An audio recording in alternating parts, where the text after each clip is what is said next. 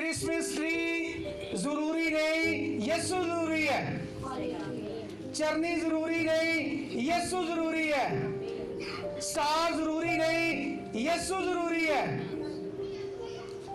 जब आप गौर से कलाम सुनते हैं ना, तो फिर ये कलाम आपके दिल में उतरता है। लेकिन जब आप तवज्जो के साथ नहीं सुनते, जाते भूल जाते हैं, तो ये इब्लीस का बड़ा हथियार है।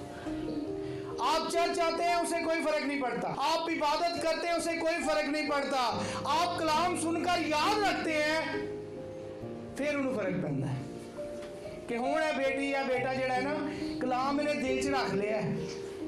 वो गाते बड़ा अच्छा है ना, साढ़े दिल से कलामे खुदा है। तो वो भाई चुराने वाला आता है और चुरा ले जाता है। आमीन। तो प्लीज आप कलाम सुने ना, तो फिर घुट के नू जफ्फी पा के रखा करो कि प्लीज चुरा ना ले। आमीन जी। कौन सी बात सुलेमान के दिल में आई? आयत पड़ी थी आपके सामने कि उसने चाहा। कहें, सुलेमान ने चाहा तो उसने खुदा का घर बना दिया। मजूसियों ने चाहा कि हम यीशु को सजदा करने जाएं।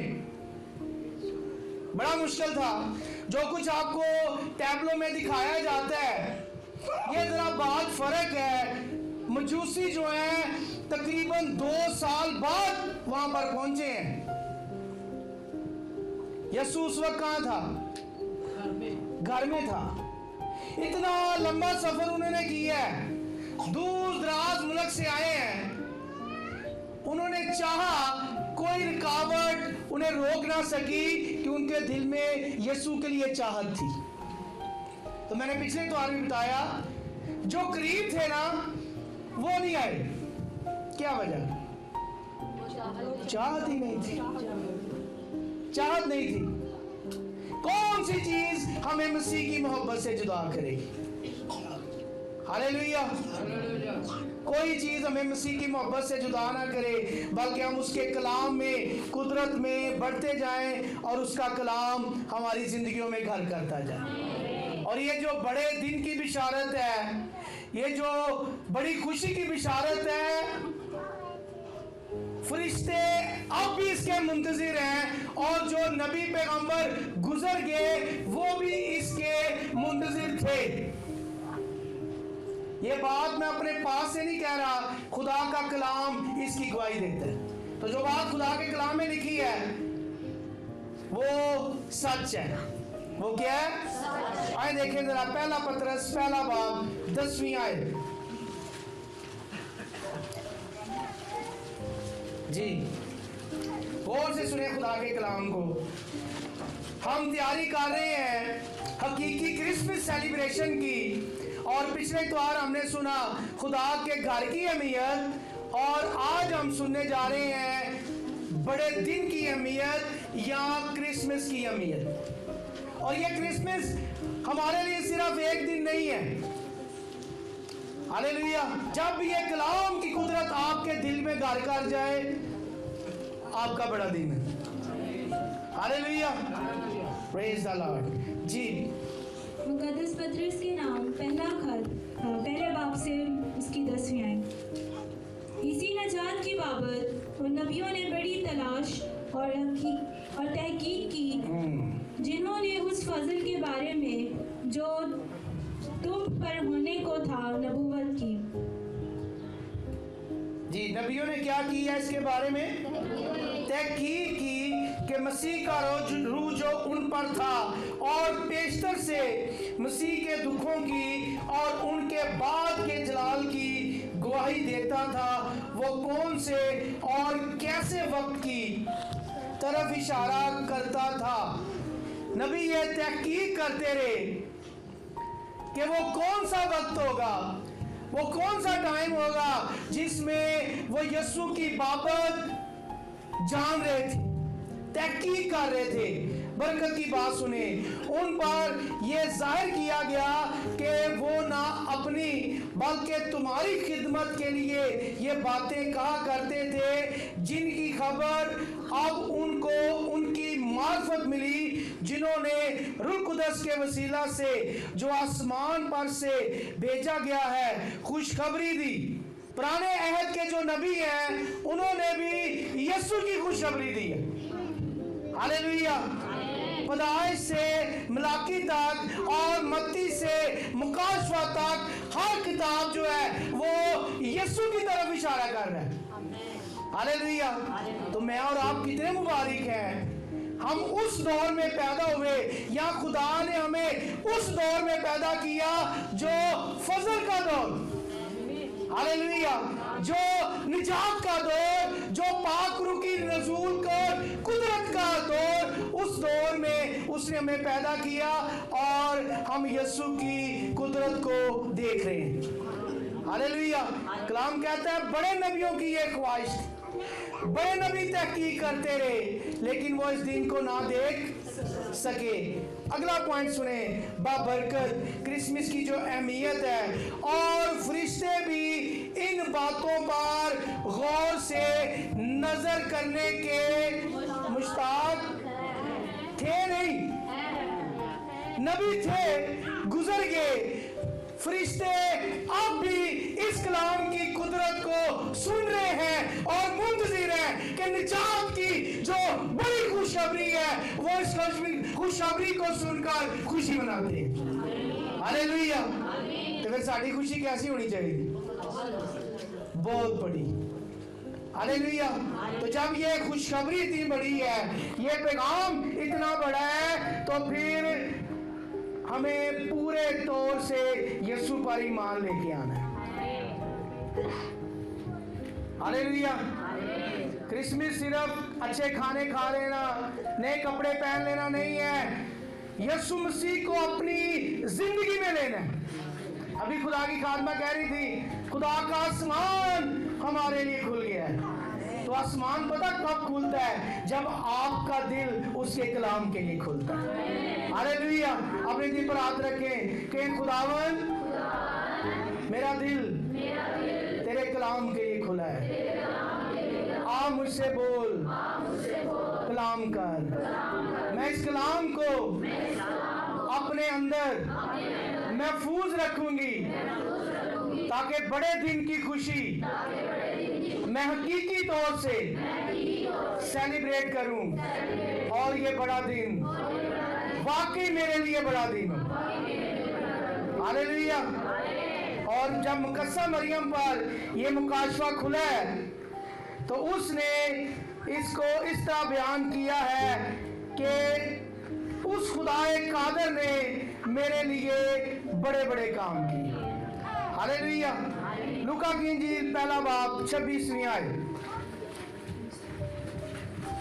कितनों के पास खुदा का कलाम है? शाबाश, इनके लिए जोरदार तालियां बजाएं। खुदा का कलाम हाथ में लेकर आया करें। जब आप इसे हाथ में लेते हैं, खुदा की कुदरत आपको अपने हाथ में लेती है। आमीन। आप शायद इसकी अहमियत को नहीं जान रहे। जी, पहला बाब 26वीं आयत। छठे महीने में जिब्राइल फरिश्ता खुदा की तरफ से गलील के एक शहर में, जिसका नाम नासरत था, एक कवारी के पास भेजा गया। हाँ जी, कौन से महीने में? तो छठे महीने से क्या मुराद है? गर्मियों का महीना। हाँ, ये वो टाइम पीरियड है जब अलिशबा जो है वो उस पर फजल हो चुका था, वो प्रेग्नेंट थी, और उसके बातन में यूहन्ना था। ये उसके जो मन थे प्रेगनेंसी के, उसके तल्लक से क्या किया गया है? छठे महीने में जब यूहन्ना अभी 6 माह का अपनी माँ के पेट में था, मुकद्दसा मरियम आई है उससे मिलने के लिए। खुदा का कलाम इस बात को बयान कर रहा है, छठे महीना में जबराइल फरिश्ता खुदा की तरफ से, किसकी तरफ से जी?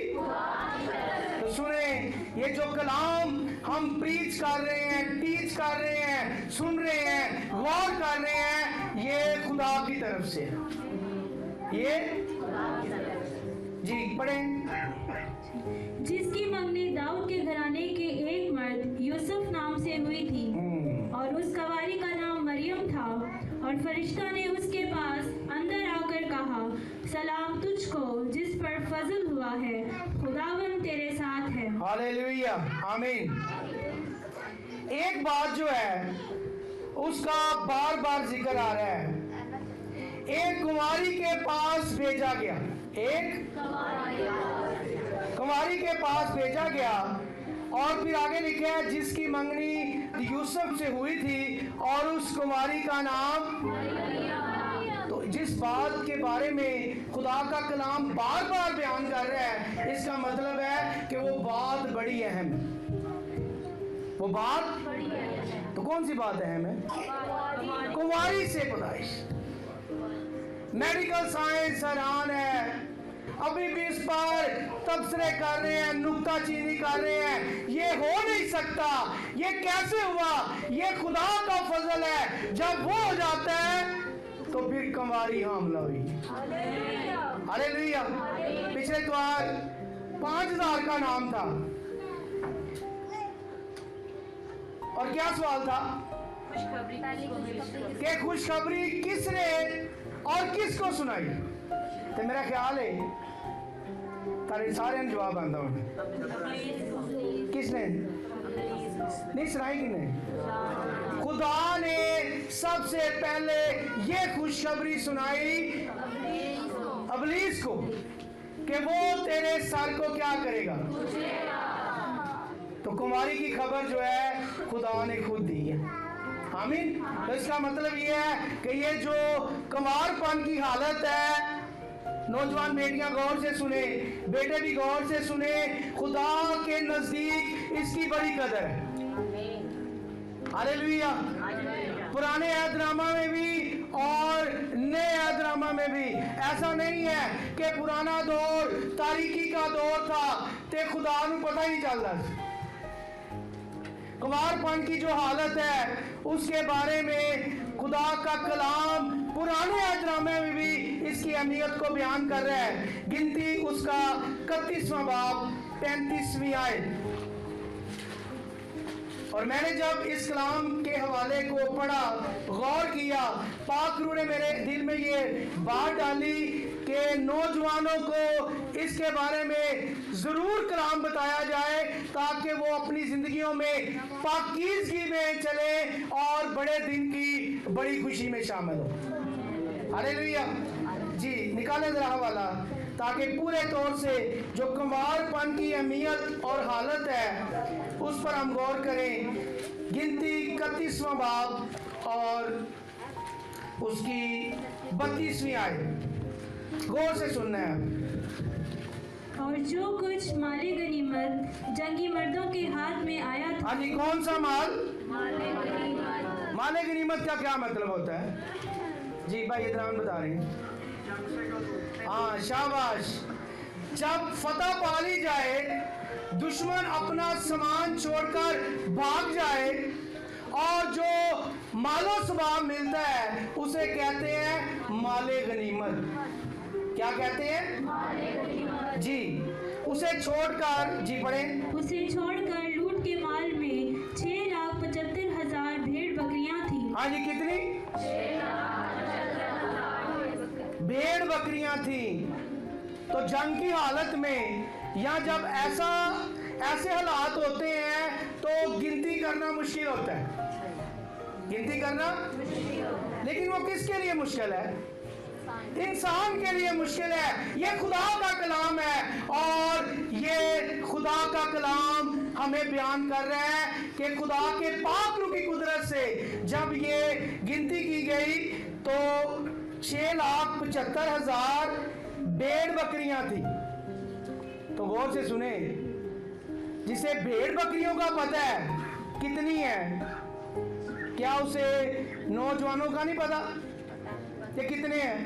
अब वो कलाम की कुदरत देखें, अब उनकी हालत आगे बयान की जा रही है जी। और 72,000 गाय बैल और 61,000 गधे और 71 72,000 गाय बैल और 61,000 गधे। वो भाई दुनिया की गधे ही सन, लेकिन पाक रूह की कुदरत ने अकाउंट कर लिया। अगली बात इससे भी अहम है कि क्यों इस पर ज्यादा जोर दिया गया है जी। और नफूस इंसानी में से 32,000 ऐसी औरतें जो मर्द से नावाकिफ और अछूती थीं। हाँ जी, 32,000 ऐसी औरतें जो मर्द से मतलब के कुंवारी थी। खुदा का पाक रूह जिसकी खुदा की कुदरत, जिसकी आंखें आग के शोला की मानिंद है, वो आपकी हालत को जानता है, वो आपकी हालत को। तो फिर कितना अहम है, कितना जरूरी है कि अपने कुंवारपन की हालत को कायम रखना और खुदा के लिए इसको परवान चढ़ाना कि कोई देखे ना देखे, खुदा देख रहा है। हालेलुया। कौन देख रहा है? नौजवान सुने, आपके माँ बाप पेरेंट्स आपके साथ नहीं है, लेकिन खुदा के पाक रूह की कुदरत आपके साथ है। जंग की हालत में भी उसे जानवरों का भी पता है और नौजवान लड़कियों का भी पता है और लड़कों का भी पता है। अक्सर एक बात पता की जाती है, वो जो नौजवान होते हैं लड़के, वो जी नाते घोड़े होंगे। ये जमाने की बात है, दुनिया की बात है। अगर कोई नौजवान भी अपनी शादी के पहले अगर नापाकी में जाता है, खुदा की आंख उसे वाच कर रही। मरियम की मंगनी किसके साथ हुई? और उसके आगे पता क्या लिखा है? रास्तबाज। हालेलुया। क्यों का रास्तबाज था और क्यों उससे मंगनी हुई? क्योंकि मुकद्दसा मरियम भी क्या थी? तो जैसी आपकी हालत होगी ना, अगे सब भी हो जा मिलेगा। यह गल पक्की गल याद रख, किसी गलतफहमी च ना रहना कि मेडिकल ने तरक्की कर ली है हो जा। नो नो नो नो, खुदा का पाक रूह जानता है और वो सारी चीजों को यहाँ करने की कुदरत रखता है। अगर आप खुदा की निगाह में शहजादियां हैं, खुदा ने आपके लिए शहजादे रखे। हालेलुया। अगर आप खुदा की निगाह में पाक हैं, खुदा ने पाक शोहर जो है आपके लिए रखा हुआ है। हालेलुया। तो अगर हालत खराब है तो फिर अगे भी किहो जी मिलेगी? झूठी प्लेट पसंद करता है कोई? झूठा गिलास? तो फिर खुदा जिसने अपने पाक रूह की कुदरत को कुंवारी पर जाहिर किया और वही पाक रूह की कुदरत अब वो कलीसिया पर जाहिर कर रहा है, ते हालत कैसी? बोले कुंवारी। शाबाश। लूका की इंजील उसका 2 बाब निकालें। यहाँ पर भी एक औरत है। मैं कलाम की सच्चाई को पढ़कर हैरान भी हो रहा था और खुश भी हो रहा था कि पाक रूह की कुदरत इतना गहराई में जाकर कलाम की कुदरत को, सच्चाई को बयान कर रही है जी। यहाँ पर भी एक औरत है जिसके कुंवारपन का जिक्र दर्ज है। लूका की इंजील 2 बाब और उसकी 36वीं आयत जी। और आशर के कबीला में से हना नाम फनुएल की बेटी एक नबिया थी। हाँ जी, कहाँ से? खुदा खानदान के भी बारे में जानता है। ये खुदा से बात ढकी छुपी नहीं है। वो बहुत उम्र रसीदा थी। वो बहुत उम्र और उसने अपने गवारपन के बाद 7 बरस एक शौहर के साथ गुजारे थे। जी सुने गौर से, जहां पर कलाम कह रहा है ना, वो बहुत उम्र रसीदा थी, तो गल खत्म हो जानी चाहिए थी। भी एक उम्र ना गई है, 84 बरस से बेवा है। खुदा का पाक रूह उसकी हालत को नहीं भूला कि उसकी जवानी में हालत कैसी थी, वो बचपन में कैसी थी, जब वो जवान हुई वो कैसी थी। 84 बरस से आगे की बात करनी चाहिए थी। पाक रूह ने फिर उसके कुमारपन की बात की है। वो भूलता नहीं है वो। और क्या बात की है जी, पढ़े जरा। और उसने अपने गवारपन के बाद 7 बरस एक शौहर के साथ गुजारे थे। कितने बरस? 7 बरस। और 7 बरस की शौहर के साथ। तो जुमेरात की इबादत में बेटियों ने क्या सीखा है? एक शौहर। तो मेरा ख्याल है अगर खुदा का पाक रूह एक ना भी लिखाता तो काम चल सकता। ज्यादा टाइम नहीं गुजारा उसने। कितने साल? 7 बरस। जब 7 साल भी गुजारे हैं तो कितनों के साथ गुजारे हैं? जो सामरी औरत थी, यसु ने भाई का सारा खाता खोल दिया। यसु ने क्या कहा अपने शौहर को? तो वो हकी बकी रह गई, कहती मैं बे शौहर हूं। तो यसु ने क्या, जिड़ा तेरे कोल है ना वो भी बीबी तेरा नहीं है, तू किसे ते हाथ मारे है। यानी किसका मतलब है जो कुमारपन की हालत है वो भी अहम है, और जो शादीशुदा हालत है वो भी अहम है। उसमें भी हमने अपनी हदूद को कायम रखना है। खुदा का पाक रूह हमारी सारी हालत को जानता है, हमें कभी फ्री नहीं करता। बाद लोग कहते नहीं नहीं नहीं और मैं शादीशुदा, मेरा किसी ने की शक करना। किसी को पता लगे ना लगे, खुदा को पता चल रहा है। उसने अपना फजल उस पर किया जो बेगुनाह थी, जो कुंवारी थी। अगर आपकी हालत खुदा की निगाह में बेगुनाह है, कुंवारी है, पाक है, खुदा आज भी अपने कलाम की कुदरत आपकी जिंदगी में जाहिर कर सकता है। हालेलुया। सुलेमान ने चाहा ना तो उन्हें खुदा दा घर तमीर किया। तो हमारी चाहत क्या है? मैंने पहले कहा रस्मी रिवाजी क्रिसमस नहीं मनाना हमने। हालेलुया। तो नौजवान भी इससे आजाद नहीं है। जो लड़के हैं, दुनिया की गल सुनी ना, दुनिया की कहती है हाँ इन्हू कुछ नहीं नहीं नहीं नहीं। खुदा की आंखें पाक है, वो बदी को देख नहीं सकती। और अगर ऐसा होता ना, खुदा को पता ना चलता, तो यूसुफ के तल्लक से कभी ना लिखा जाता कि वो रास्तबाज था। तो रास्तबाज होने का बड़ा फायदा की होया भाई?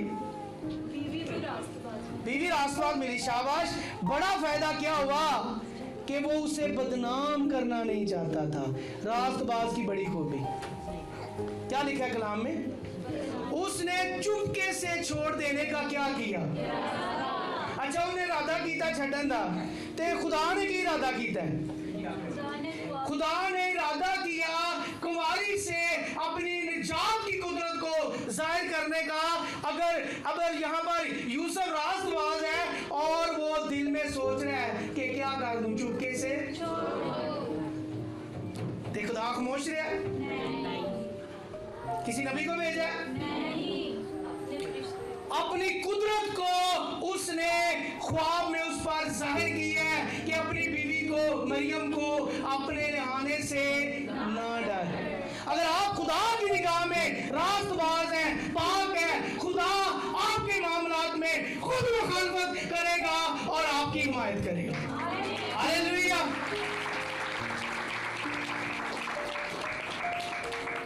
रोमियो के खात में हमने पढ़ा था ना पिछले दिनों, खुदा ने उन्हें गंदी शर्तों में छोड़ दिया। उन्होंने अपने दिल को सख्त कर लिया, वो अपने आप को दिना जताकर बेवकूफ बन गए। ते खुदा ने भी भाई खुली टेल दे दी थी, जाओ जिन्हें मर्जी गंदे काम करो, जैसे मर्जी बुरी फिल्में देखो। खुदा ने भी उन्हें छोड़ दिया, जैसी मर्जी गंदी दोस्तियां करो। कलाम कहता है खुदा ने भी नहीं छोड़ दिया, और उनका कोई पुरसाने हाल नहीं था। ते जिन्हों खुदा छड़ दे वो बच सकता है, ते जिन्हों खुदा बचाए। मरियम की जो इज्जत है उसको खुदा ने महफूज रखा। अब से सारी दुनिया के लोग तुझे मुबारक कहेंगे। सिर्फ खुदा ने यूसुफ का ख्याल नहीं बदला, पूरी दुनिया का ख्याल बदल दिया। आज दुनिया की कौमें, दुनिया के कबीले मुकद्दसा मरियम को मुबारक कहते हैं। हालेलुया। और याद रखें उस फजल की बदौलत पहले सिर्फ वो मरियम थी, पहले सिर्फ, जब उस पर फजल हो गया तो वो क्या बन गई?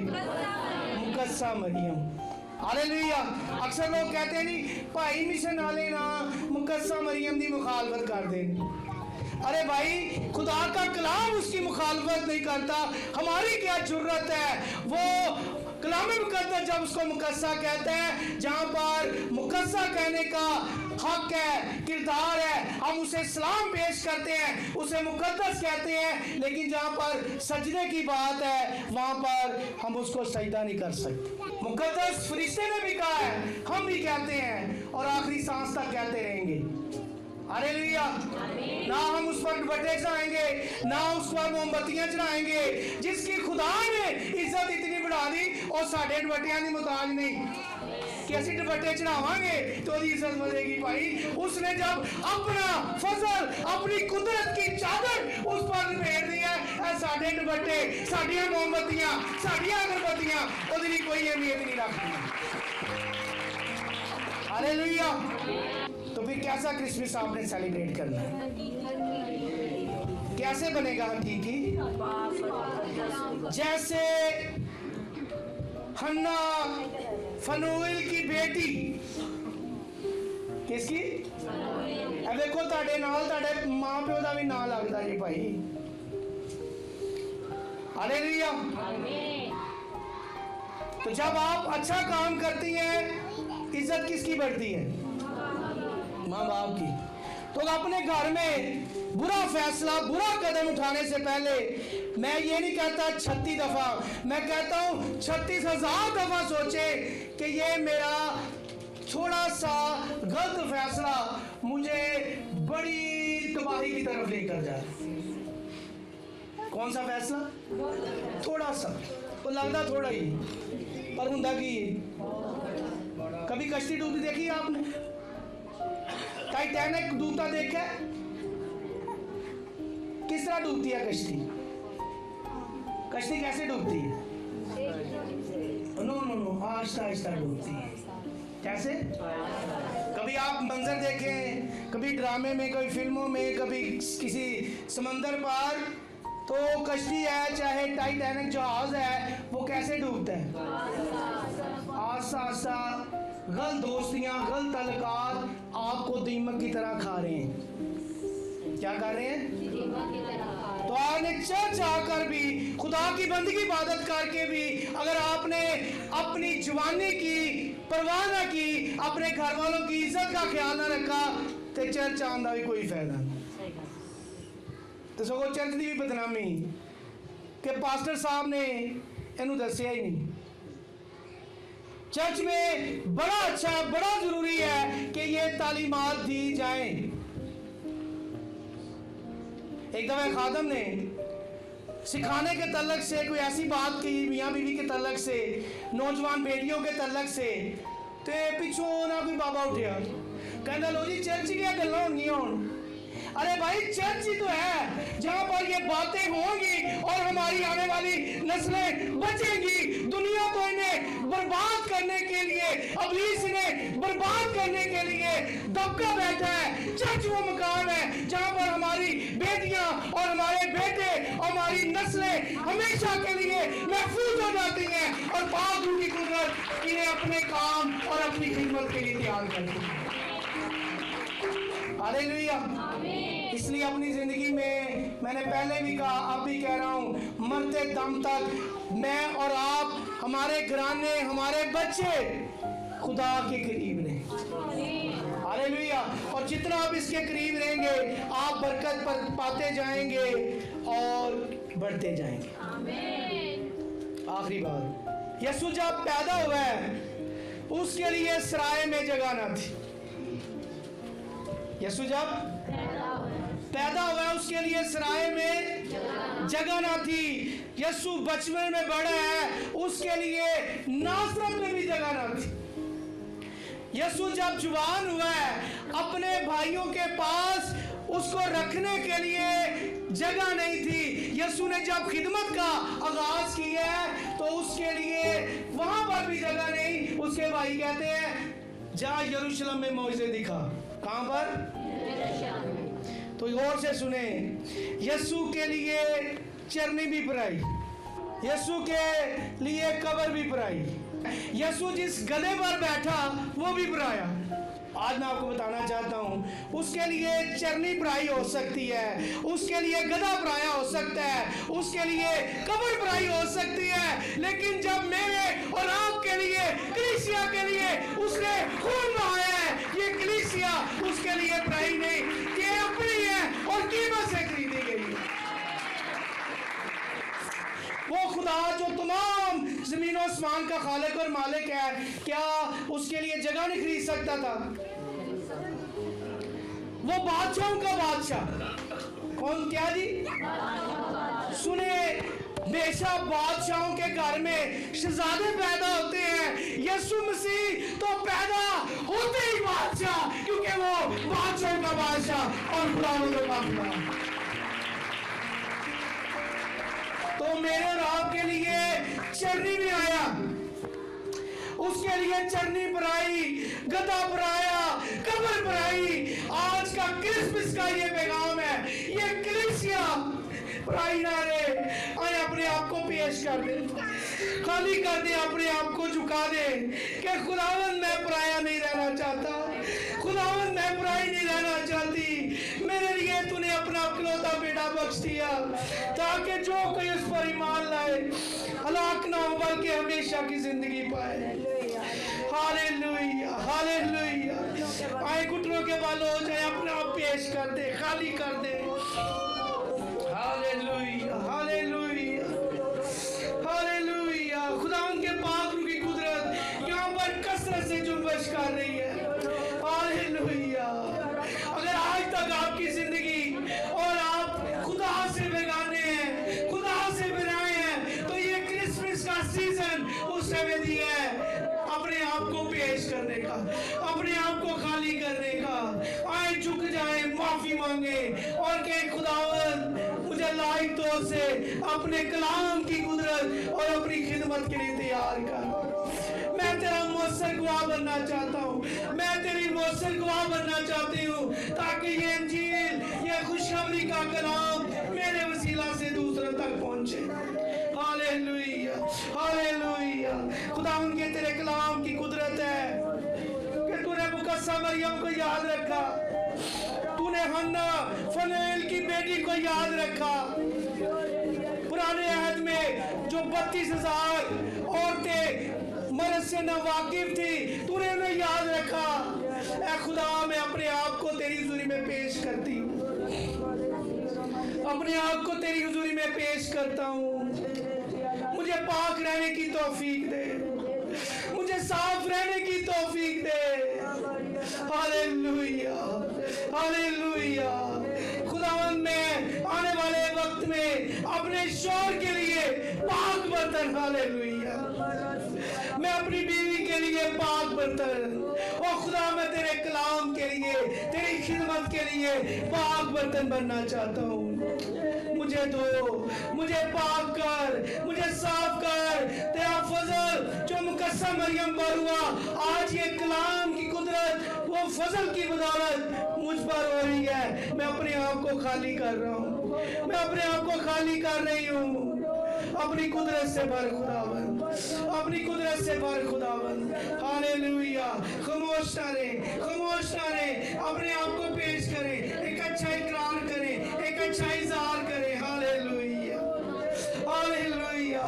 खुदावंद तेरे लिए चरनी पराई हो सकती है, तेरे लिए गधा पराया हो सकता है, तेरे लिए कब्र पराई हो सकती है, लेकिन मैं पराई नहीं हो सकती, मैं पराया नहीं हो सकता, क्योंकि मेरे लिए तूने अपना खून बहाया है, मेरे लिए तूने कोड़ों की मार खाई है, मेरे लिए तूने कांटों का ताज पहना है, मेरे लिए तूने पसली में नेजा लिया है, मेरे लिए तूने अपनी जान दी है, मेरे लिए तेरे हाथों और पाँव में कील ठोके गए हैं। मैं बुराई नहीं रहना चाहती, मैं कलीसिया बनना चाहती हूँ, मैं तेरी खिदमत करना चाहती हूँ, मैं अपने आप को तेरी हुजूरी में पेश करती हूँ। Hallelujah, hallelujah, hallelujah, hallelujah. ओरे मेरे